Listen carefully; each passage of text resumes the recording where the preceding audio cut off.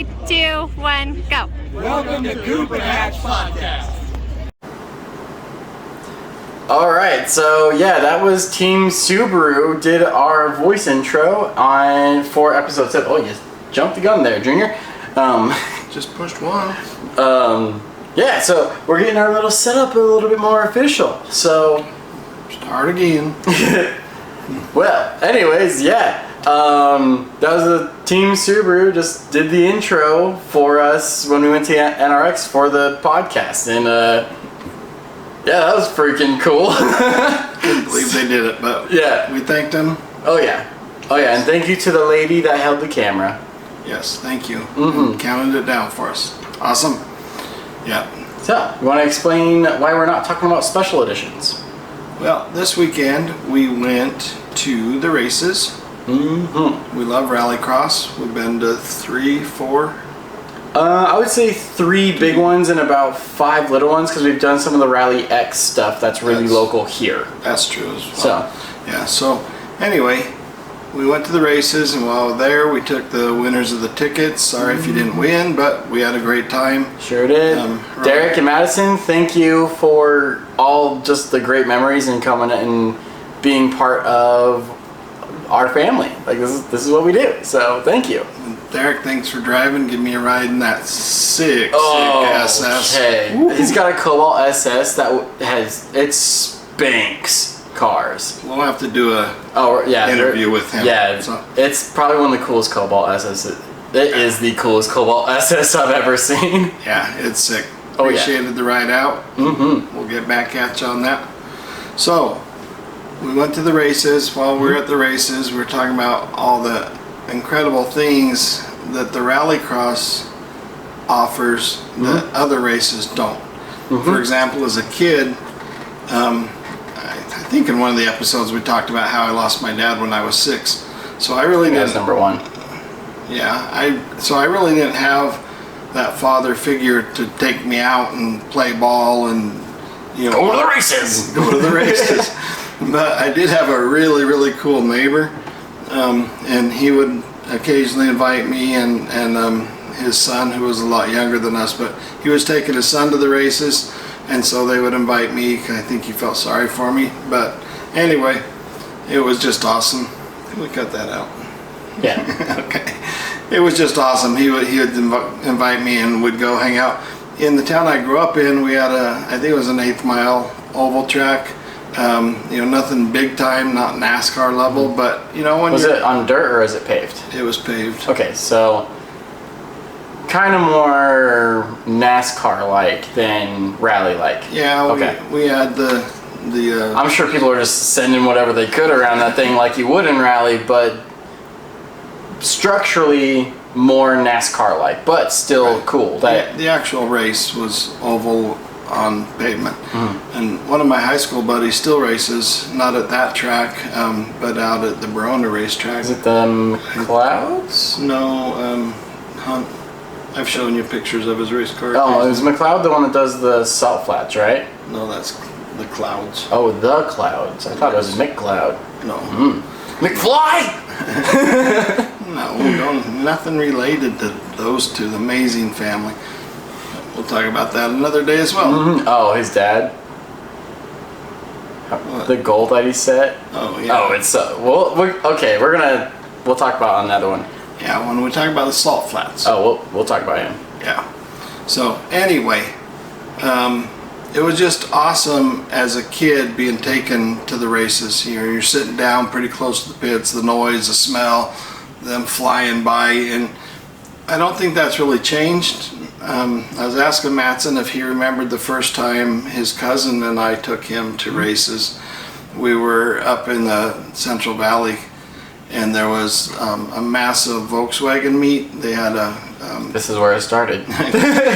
car show, swap meet, drags, and you must have been like 4. Yeah, I don't remember this whatsoever. The first one I remember is when we went to Monster Trucks. Monster Jam or something like that? Yeah, you may have even been less than that because we were up there with the whole family. So you might have been 2.5, 3. I was born for this! So we went and watched the drags, and that's kind of your first experience, even though you don't remember it, of going to the I races. probably didn't have any of those cute little headphones on, huh? No, and it was pretty loud. If you're going to take your kids that have not fully developed as human beings to the races, please get those cute little headphone, little ear covers. Because, one, you're saving the eardrums. Two, it's so cool to see that. There was 2 kids and they just saw them. There's pink little muffs and one. She was probably maybe 4 years old there, just staring at the cars, little muffs, and you're adorable. Yes, it is adorable. So, safety fact. Take earmuffs. Yes. It's a good idea for yourself too, depending on the race and the distance you are. That's from. true. For this NRX, you're far away, so it's not that big of a deal. Yeah. So you'll see a clip here pretty soon where I definitely should have been wearing them. Yeah. So anyway, going to the races in my day was a little bit different. You went to the racetrack, and we didn't have food trucks. We did have roach coaches, like a Chevy pickup with a refrigerator box. A what? We call them roach coaches. Do they have roaches inside of the? Some maybe, but it was basically like a convenience store on wheels.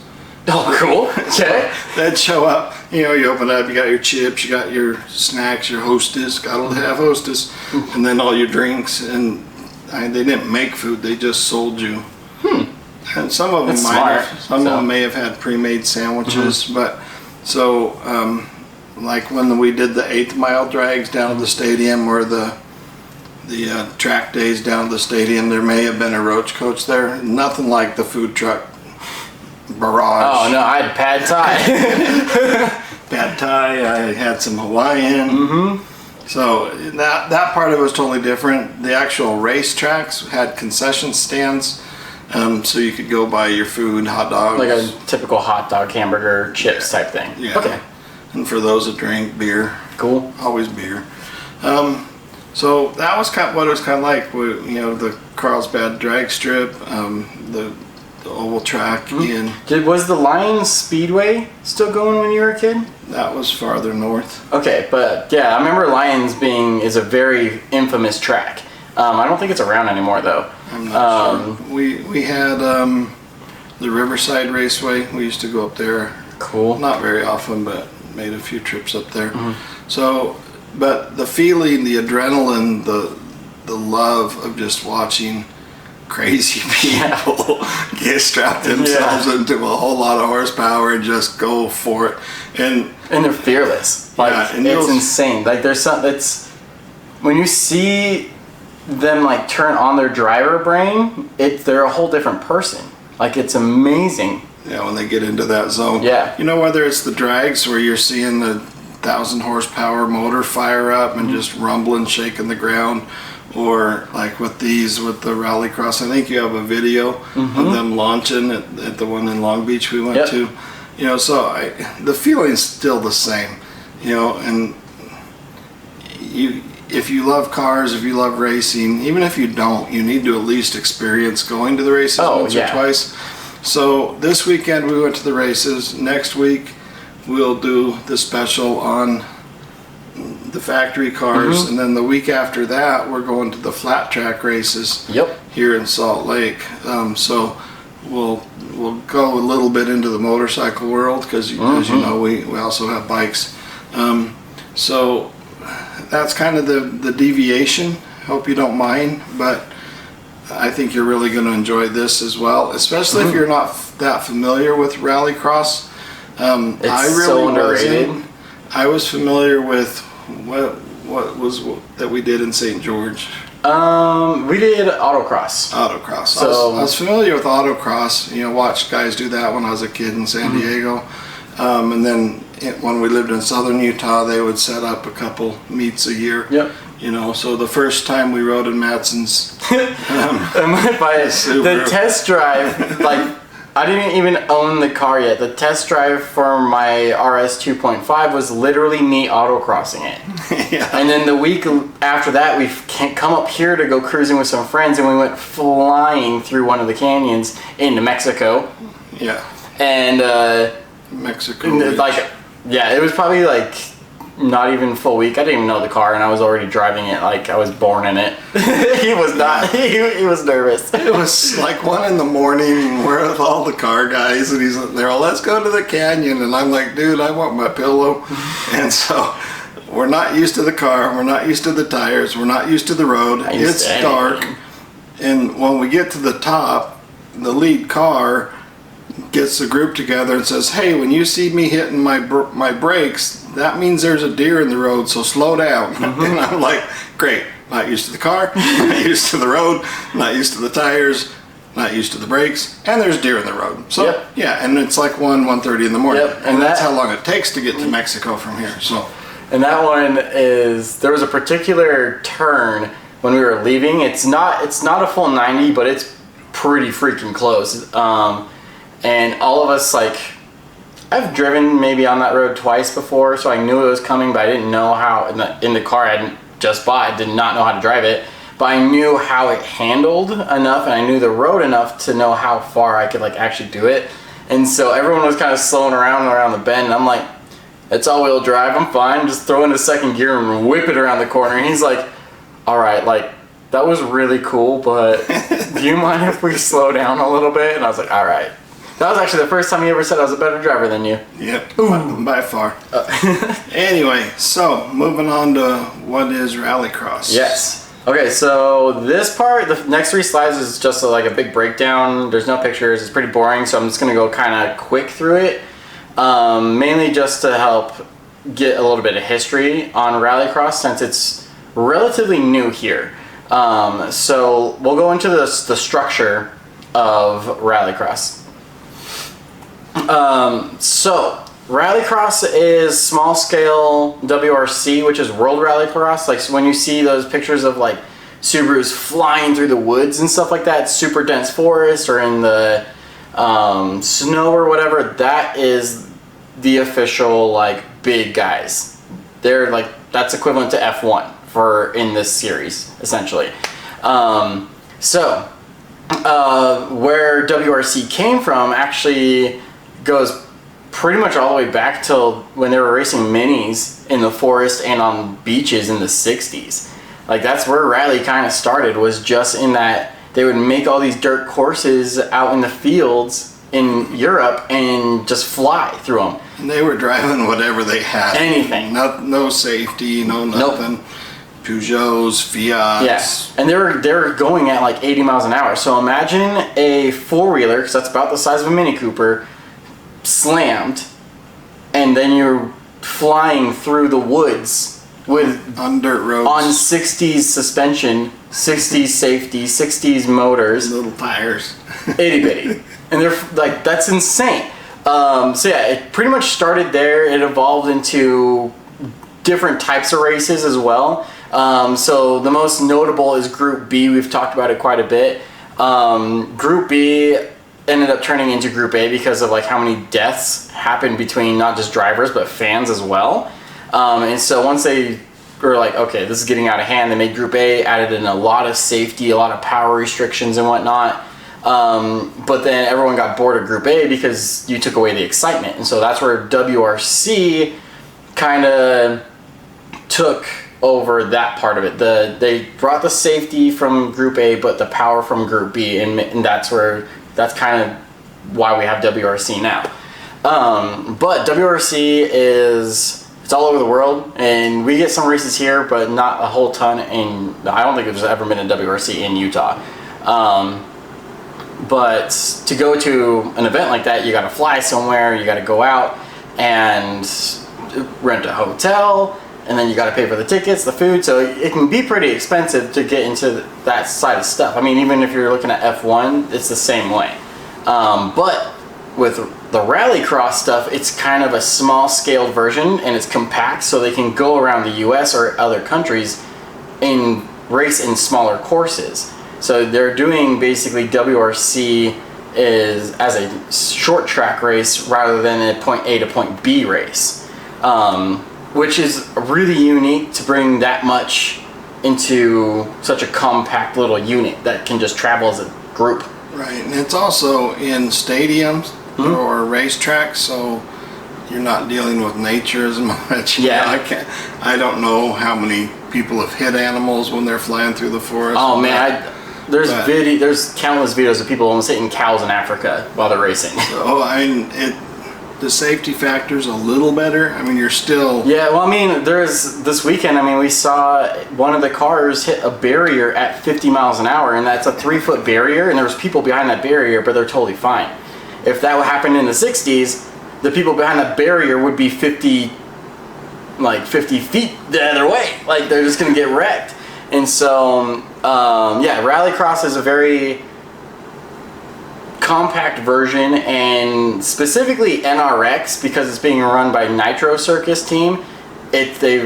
Obviously it's Nitro, so they have this massive flair about it.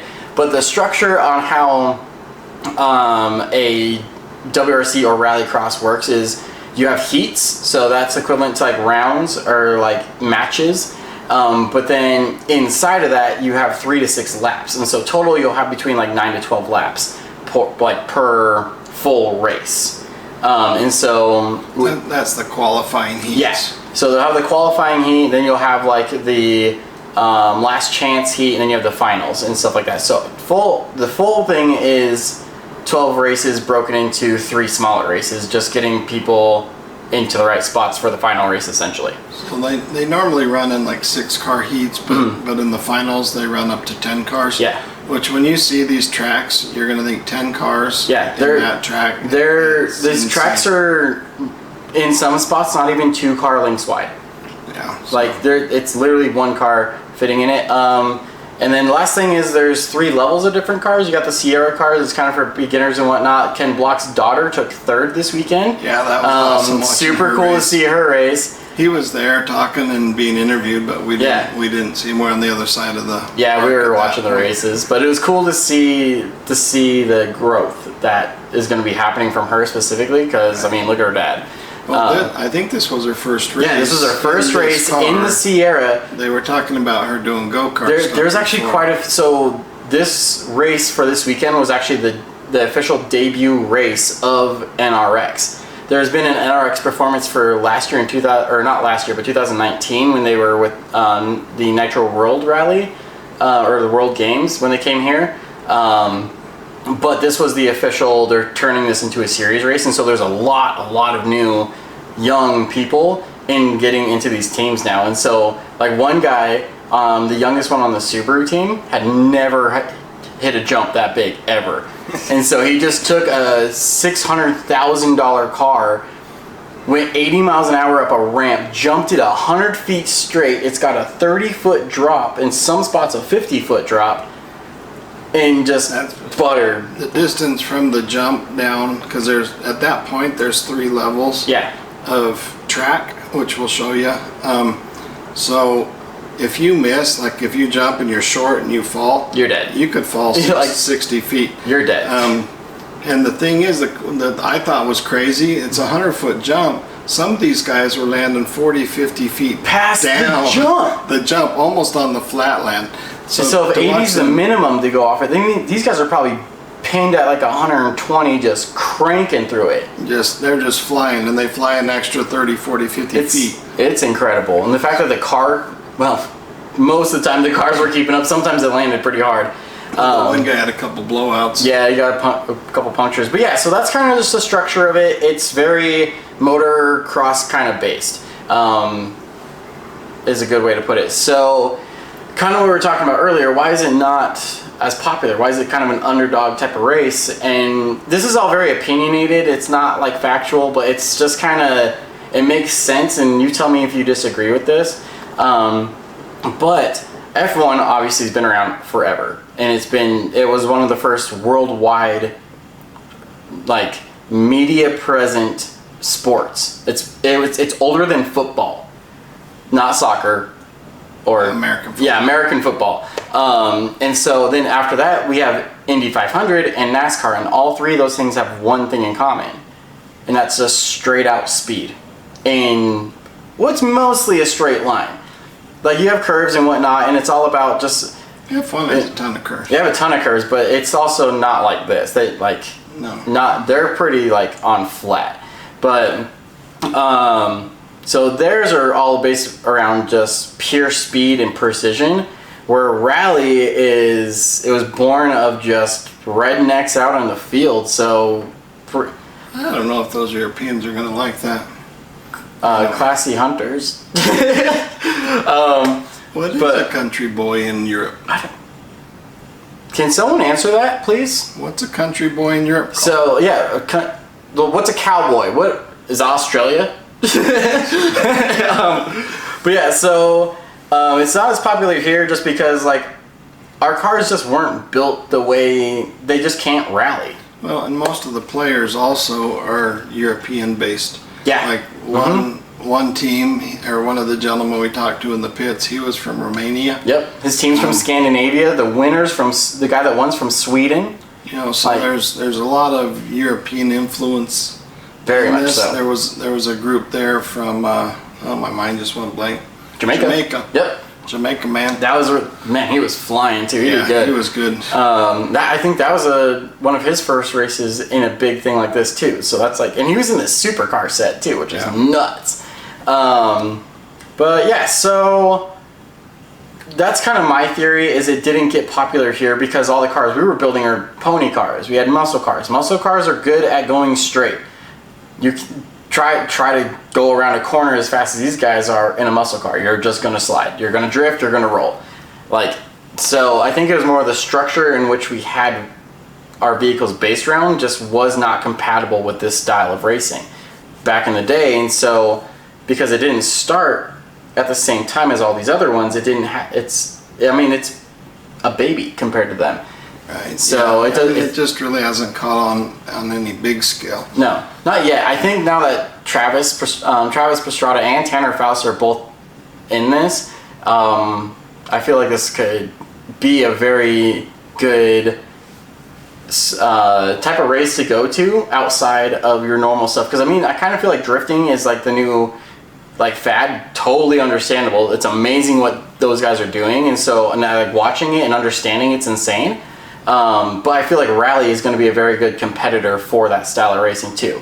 Yeah, so it's just a lot of fun to watch. So yeah, and then where it came from, we kind of just went over that. It started basically over in Europe, and then we found out about it, and we're like, oh, let's fly cars over there and have fun. And so that's where you get a bunch of like Ford Cosworths come in. There was a Sierra Cosworth, the 2000, I think it was the RS 2000, the little one. And then there's also the 1.8. But yeah, so it's not like American cars haven't been racing, but the problem is they haven't been racing here. It's always been European cars racing in a European circuit. Well, even the car like the Cosworth's a European Ford. Yeah. So, and even the Fords that are racing over in the early days of rallies were small Fords, not like... They're Cortinas and stuff like that. So yeah, so it's just a whole different style type of car. I mean, that's where the Escort was born, on that. That's why the Escort's a car. And that Escort's totally different than the US version. My mom had a lot of those. They were not a good... No. So, but yeah, that's the boring stuff. Now we got through it. We're gonna hop into the fun stuff. So I gotta skip into this video for you. And I'm gonna crank up this volume so you can hear this. This is a video I took in Long Beach back in 2000, and I think this was 17. It was the weekend we bought the FRS. Yeah, that was its maiden voyage. But so yeah, this 3 people in that thing driving to Long Beach. Shoot the gap. If you know, you know. So yeah, this is just what they sound like chilling.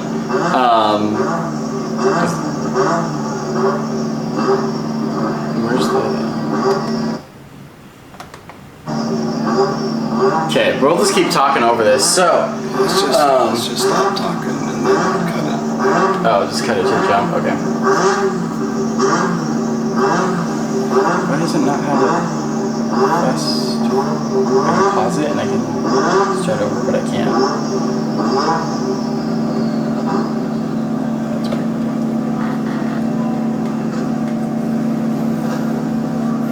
So I have to hum, dude. Oh! at, they're still rocking Accords back then too. And then that's when the R Bug was still in there. There it goes. Just watch the rear end all squat. That Honda just launches. But the one that's amazing is actually the Volkswagen Bug Type R is in there. That's when, so they were part of GRC, which was what this circuit was, and it was owned by Red Bull and whatnot, and so they had some financial difficulties, so they shut it down, and immediately ARX started, like within the same year, and it went for 18 and 19, and then COVID hits. They don't do a 2020 series. The people that were running ARX decided not to do it anymore, so a guy bought it and took it over to Europe, and it's called Titans RX now. And then that's why we have NRX, is Travis came in and said, no, we do need this here.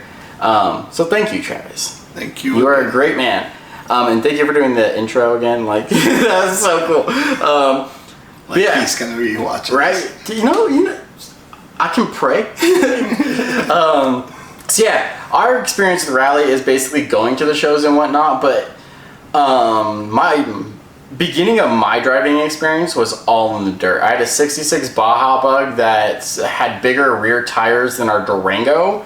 We had 33s on Durango, we had 35s on the Bug. Like, it was a beast. Yeah, so I know we've talked about it a lot before, but that's basically where I learned to drive and where you taught me to do a lot of what started my current love for driving. I mean, all the donuts that we've done, the jumps that we hit. I rolled it 3 times. Like, I only knew about one, so yeah, we'll have a chat later on that. My view was, growing up in San Diego, you never dealt with snow or ice, but moving to Utah, I wanted the kids to know and understand what a slide felt like and what to do if you're sliding and not panic and do the wrong thing.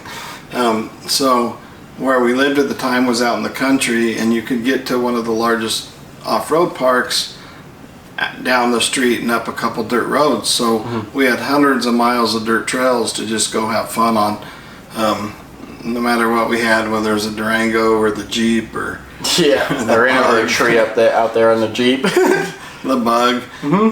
He was learning to drive, and I was driving that thing was... I think we already told that story. We probably did. Yeah, we definitely did, because I had a comment about the trees. Sorry, trees.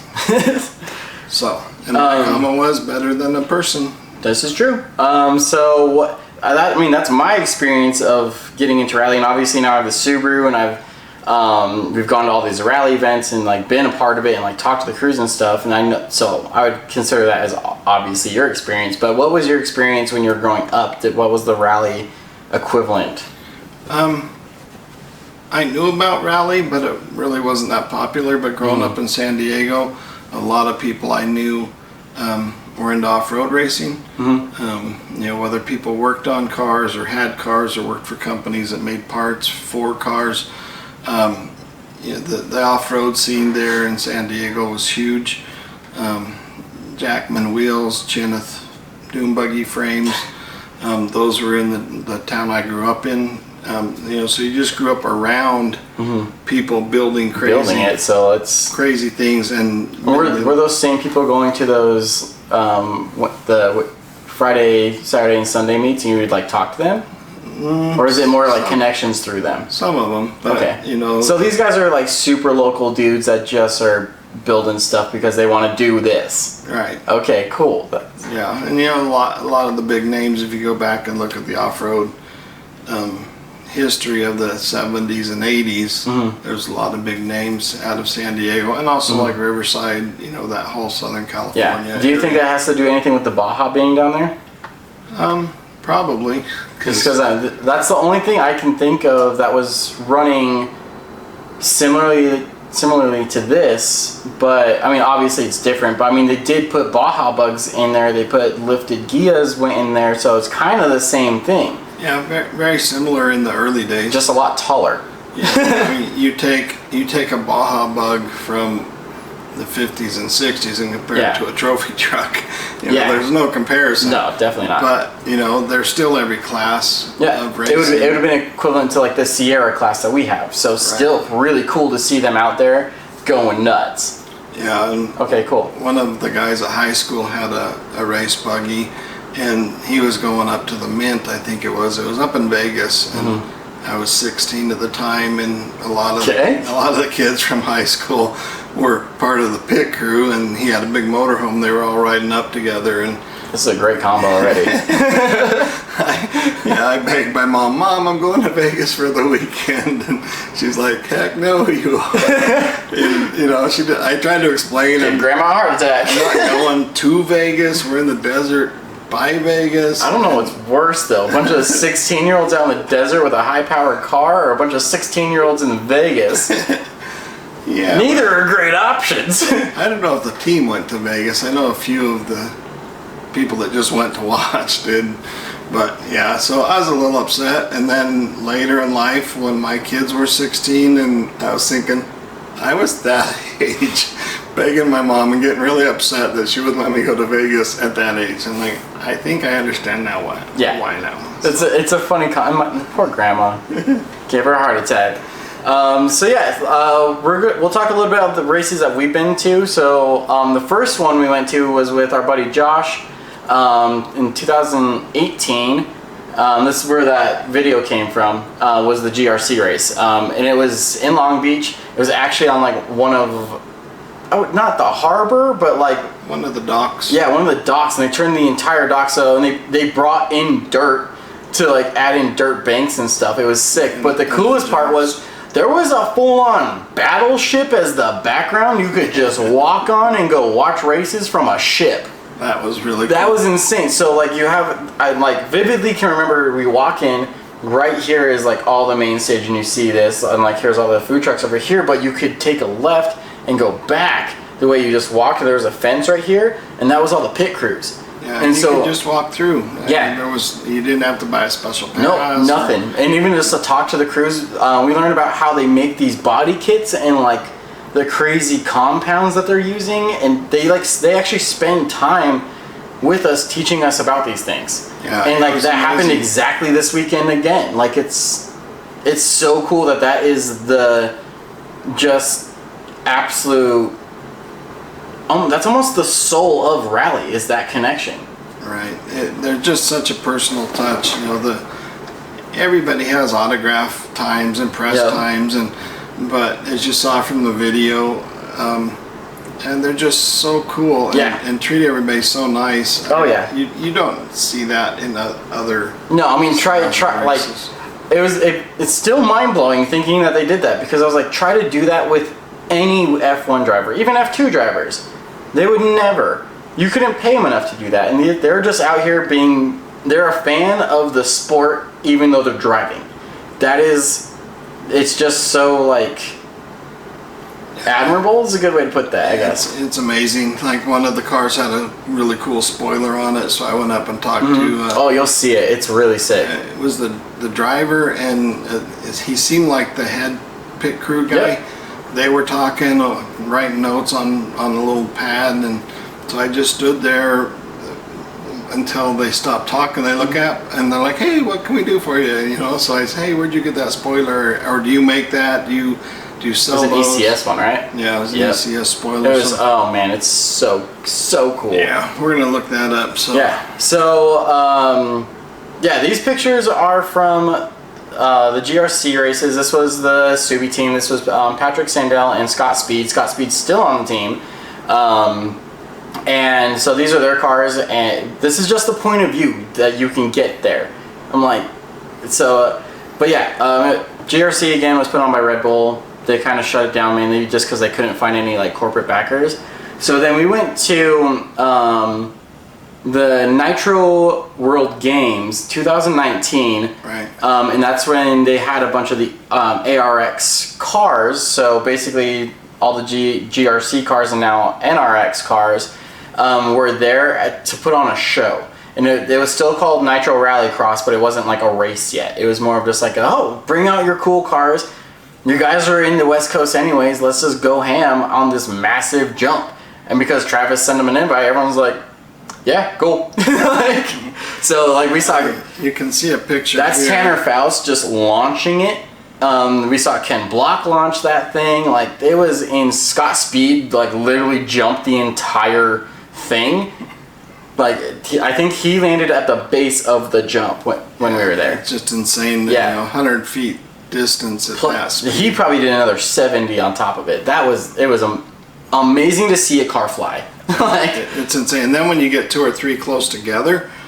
Oh yeah! If you go to the Nitro Rallycross Instagram, they actually did a jump with 6 of them, and there's I believe, if I remember right, Travis was leading, but then they had the 2 Subarus, and I think they had two more cars. I think it was the S1s, side by side, jump that, and it's not even 2 cars wide. Like, no, that's crazy. It's insane. So this is kind of the course. It's got a little bit of a different change. So I'll just kind of point it out to you. So you start here. These are normally little bumps. They got rid of these. So this is just a perfect straight. By this point, they're probably hitting right about 70. And there's anywhere between 6 to 10 cars trying to get through this little gap. So you can just imagine just the cluster that's happening right there. Yeah. A little bit of contact. A little bit of traffic. A little bit. A little congestion. 5 o'clock. So yeah, then you hit this bank, they go back, and so there's 3 routes. You have to hit the big jump once. There's a tunnel underneath the tabletop, and the tabletop is this middle part. So you'll get cars hitting the big jump, some going underneath the tunnel, and some hitting the tabletop all at the same time. So there's literally 3 levels of cars going about 60 miles an hour, unless you're the guy that's turned his car into a jet. Yeah, then you have to be doing at least 80 to make 100 feet. And then they come down, they hit the banks, they come in right there, all 3 of them. There was, 4 collisions there in one race. They hit the bank, so they go up through here. There's another tabletop in the back. So this part right here, this little S-bend thing, that's different. They actually curved it in, and it had another tabletop right there. And so like a lot of my pictures are gonna be that little tabletop, since our angle was from over in that seating. You'll see the pictures you don't get huge air off that, but still. It's more air than 90% of the world's ever gone with a car. So you're flying. I mean, this is by far for me the funnest to watch, because what they're doing, and then everybody together jammed up, try and go 3 different ways, come back in, merge into one. On that one bend, show that bend there. The top bend, that like 90 right there in the top, right? That 90, we were sitting just a little bit outside of that, and you couldn't see the cars, but you would see huge chunks of dirt. It was like a volcano blowing up. That just or a body panel. Literally a body panel just came floating out of the dust. And like it just flies over all these dirt clouds just flying. Oh man! And all of a sudden you just see the headlights of one of those cars. You don't know what one, because there's this dirt in just cluster, and then all of a sudden one of them's boom, like right out of there. And you're like, oh, he got him! Like, it's so cool. Yeah. So these are some of the cars. This is the one with the wing. This was Travis Bastrat, or Tanner Faust's car, and then this was it's Bingham's car, but I forgot his first name. But yeah, so that front end actually exploded on the track. That's the car that hit the barrier. The purple one hit the barrier because of the puncture. He hit a pile of tires. Oh, that's right. Right after that last jump, you're gonna see that jump in the picture. He hits the jump. It goes into the curve into the road back onto the tarmac. He smacked it on the driver's side on the last lap, so he literally only had that gap to finish. Luckily, he had such a big lead that like it didn't really matter. But as he was passing the finish line, right about there's a video of this on their site. You need to go watch this. It's insane. The tire falls off of the car, just full on collapses, and the shock strut part of it bounces on the ground in front of the car, then flips up and back. And I'm like, this entire car, like the pictures of it, the tubular frame's bent on some parts. And Like, he kept going. and he was kept short of going. the finish line. He crossed the finish line, and then we were watching other cars come It was around insane. close to us, and I looked over to see where he was to see if those cars were going to hit him, and he had continued on into the pits on Yep. 3 wheels. Yep. He literally drove that back into that booth on 3 wheels, dragging a wheel. Yeah, it was insane. It was the crazy, like, that would never happen in another race. Like, if you crash an IndyCar or like F1 or something like that, they stop or slow down the race, or they'll make everyone pit. They're basically dodging everything. Like, I'm going you're all like, I can. oh, there's kind of enough space for me to fit. Like, so you just go through it. This was super exciting for me because when we covered the cars of Europe, Yeah, your European trip. you'll remember the S1 was by far my favorite car that I saw over there, and all the different formats. 4 doors, 2 doors, hatches, 4-door hatch, 2-door hatch, convertible. So to see them building S1 race cars was just mind-boggling. Oh, yeah. They weren't quite. Well, in the Oh end, no, they actually they were killing it. They had issues, but all 3 of the S1s, the purple one that got the puncture because he jumped the jump so far, his run flat literally collapsed in on itself. So he ran the backside of that race from the jump, that entire back half on a flat tire. He didn't know he had a flat He tire. didn't know he had a until flat hit tire, and he still hit the jump that we're gonna show you. He hit that at like 60 miles an hour with a flat tire. He didn't know he had the flat tire until he got onto the blacktop. And it just it grabbed and just threw him into the wall at 50 miles an hour. So- And he just hops out of the car, totally fine. And he's like, well, now I'm sad. So- what a great attitude for such, like, I mean, especially in a debut race, that kind of sucks. During the test, the Qualifiers. the qualifying laps, and there was a couple test laps on Friday. The qualifiers, the S1s didn't seem to do real well, but in the end they came out and conquered. Oh, So, yeah. I'm really pretty sure they happy. actually beat the Subies. Yeah. Tanner did not finish because of the limp mode. The red one didn't finish, obviously, because it couldn't drive, and then the purple one slammed into the wall. But all of them, point-wise, did really well. Yeah, and that's so- kind of the cool thing about this sport is you don't have to be the first place. You just have to be the first points, just like an F1. So it was awesome to see. I mean, you can see just how insane the Everything. the S1 looks with the flares and the wings. And the wing, so this double stack wing, we were talking about this top wing just because as we all know, I'm a little bit nutty, and now I want to throw that on the TT. So, if it's not $5,000. yes. This is the car that surprised me the most to see, and it's a Mini Cooper. I had no idea this was going to be here, and once I saw it, like, he looks at me and he's like, you see that? I was like, oh, like freaked out because, like, my car history, I've owned 2 Minis, and I've loved both of them. Just, they're amazing cars, and they're so unique. And so to see one in a race like this, it's not an expected car, and it makes me so happy to see that they've gone back to the roots of where it's all started. Right. But now they're making it fly. So in the earlier races we went to, it was mainly Subarus, Fords, the Honda Accord, and Volkswagen. the Volkswagen Beetle R, but they pulled out because basically it just cost too much to convert them. But that's why they moved over to the S1. So so to see a Mini, and also there was a Hyundai, which we'll get Yeah, to. the Hyundai was amazing. So it was really interesting to see a different variety of cars. When you think of all these cars, if I list these off, you're not going to think of a race. Mini Cooper, Subaru, Honda Accord, Peugeot is in this race. Yeah. The Hyundai Hatch. When I talk about those, that sounds like a used car dealership, not a multi-million-dollar race. Yeah. Like, so it's just a lot of fun. this was the Jamaica guy, and he's super cool.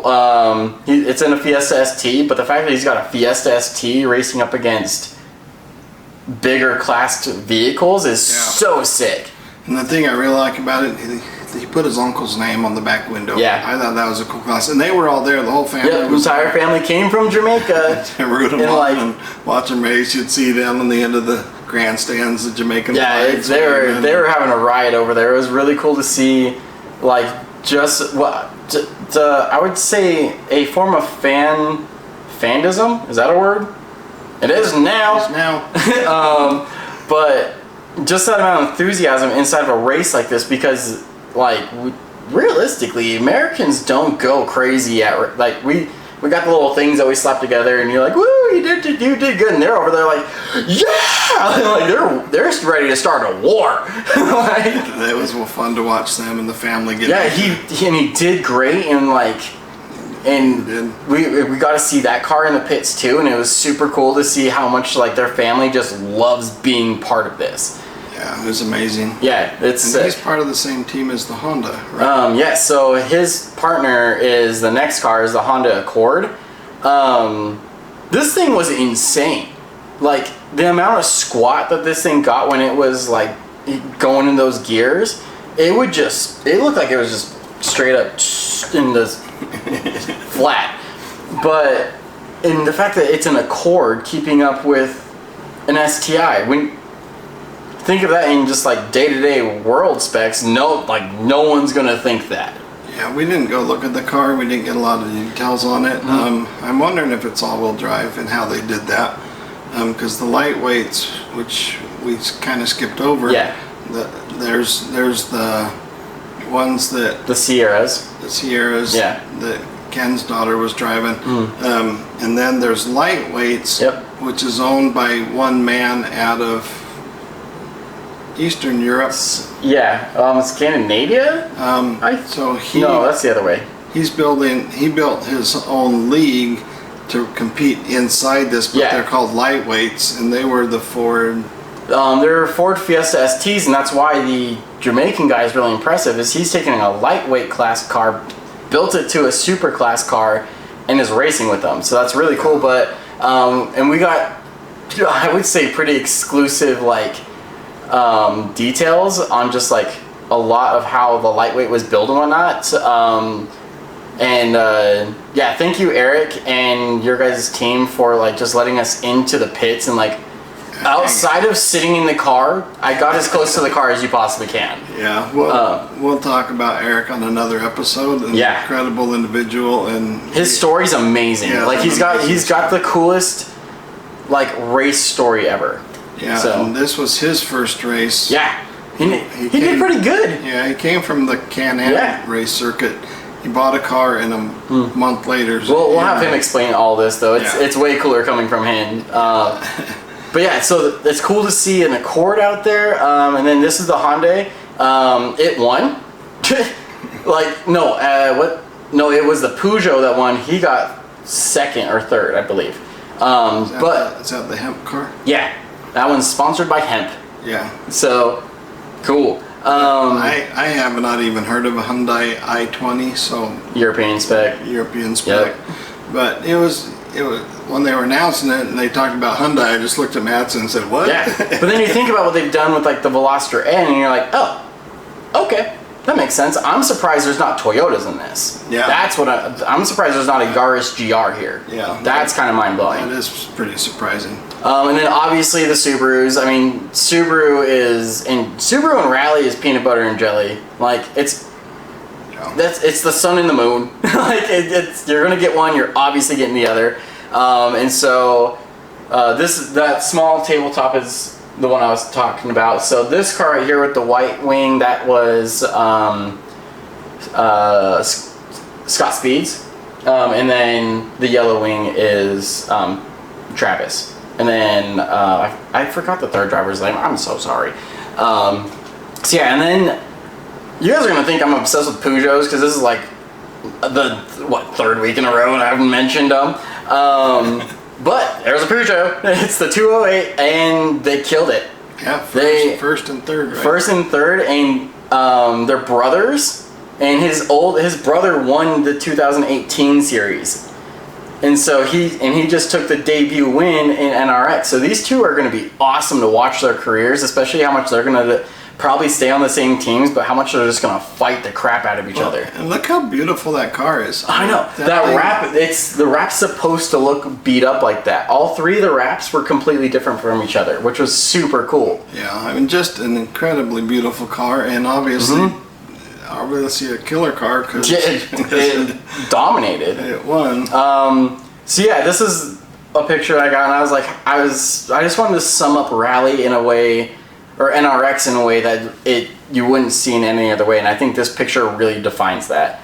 And so, on that note, we're actually going to be going to a trunk or treat on the 24th, I do believe. I'll put the details and location, everything up on our Instagram and on Facebook and everything like that. But I want to show you what we got for you guys, because we're going to be giving these away at that trunk or treat as a sponsor. Yeah, one of our friends from Euro Night is putting it on, and so he's asking people to bring things and to donate and to sponsor. So we got whoever wins. We'll probably do 2 winners.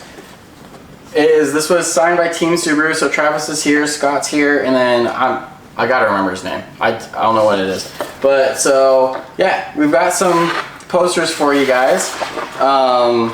So yeah, definitely come out to the trunk or treat. I mean, it's free candy for your kids. So when I was carrying this around, I don't know if you can see it, but it looks like a big scratch in the print. I'm like, dang, I scratched it. No, that's just dirt. It's a rock through the air. Yep. Get hit by that. So yeah, and then there's some other things I've got signed as well that we can talk about. But yeah, look for the information on the trunk and treat. We'd love for you to bring your kids out. It's going to be a great environment. Great cars, great people. They're honestly, if you're wanting to get into cars and you don't know where to start, just come out to the Euro Meet. We're not even calling it Euro Meet anymore, just because it's evolved into something way more important than just European cars. And that meet's been going on for what, 10 years? Yeah. I was going to it when I had my first Mini. So that's been a while. But yeah, that's pretty much it. Thanks for watching. Yeah. Thanks for the support. Sorry, it's a moment of just like, man, I just really enjoy doing this. So thank you guys. We really do appreciate this. We love you. And if you have any questions, any comments, any suggestions, any concerns, any fact checking, well, don't forget to send in your picture of your car for Car of the Week. That's going up tomorrow. So yeah, do that. If you guys want to do car stuff, you need help on car stuff, just shoot us an email and we'll be there in a heartbeat. 0 questions asked. So yeah, you guys have a great Wednesday and have a good week.